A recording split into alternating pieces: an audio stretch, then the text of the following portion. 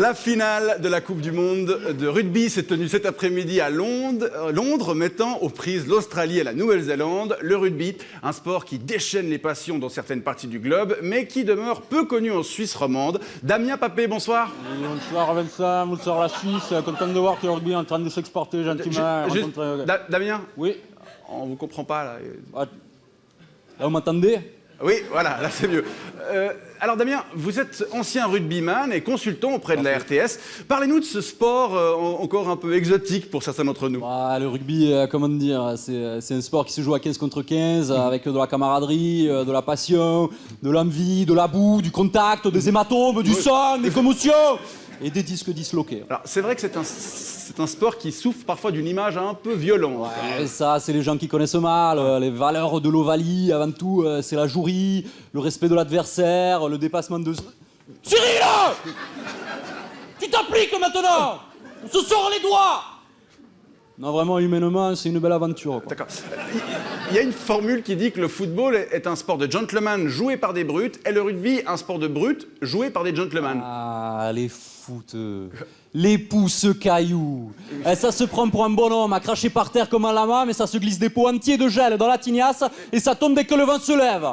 Les voyous de la pleurniche, voilà ce que c'est. Aucun respect pour le corps arbitral, ni pour l'adversaire. Vous savez que nous, dès l'école du rugby, on apprend aux enfants à se respecter. C'est vrai. À la fin du match, il faut même un goûter avec les adversaires. Ah, c'est marrant, ça, c'est assez fair-play. Mais oui, voilà. Après le combat, c'est l'amitié, quoi. Même pour les petits, c'est bon enfant. Ils ont couru, ils ont tout donné. Après, on sort les colonnes de bière et ils rigolent. Vous servez de la bière aux enfants? Oh, veillons. On fait une troisième mi-temps ou on fait pas une troisième mi-temps? Et parfois, il faut savoir faire les choses jusqu'au bout. Cyril! Non, mais... Achète-toi un pied droit ou je t'arrache la tête!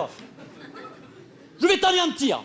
D'accord. Bon, Non, après les matchs, il faut savoir décompresser. Ça. d'accord. Et qu'est-ce que vous pouvez nous dire sur cette finale de Coupe du Monde entre l'Australie et la Nouvelle-Zélande?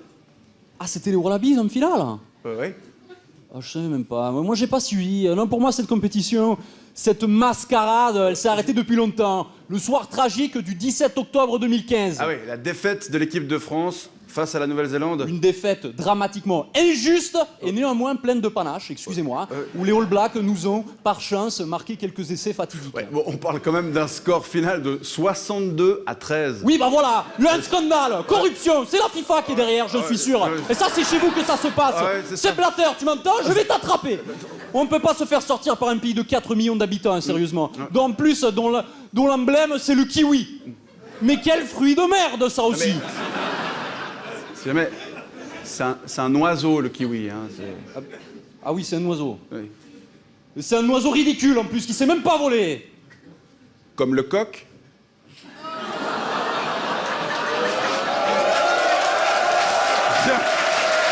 Damien Papé, merci pour ce bref coup de projecteur sur le rugby. Je vous en prie, c'est bien aussi que le rugby commence à s'exporter gentiment, qu'on puisse partager nos...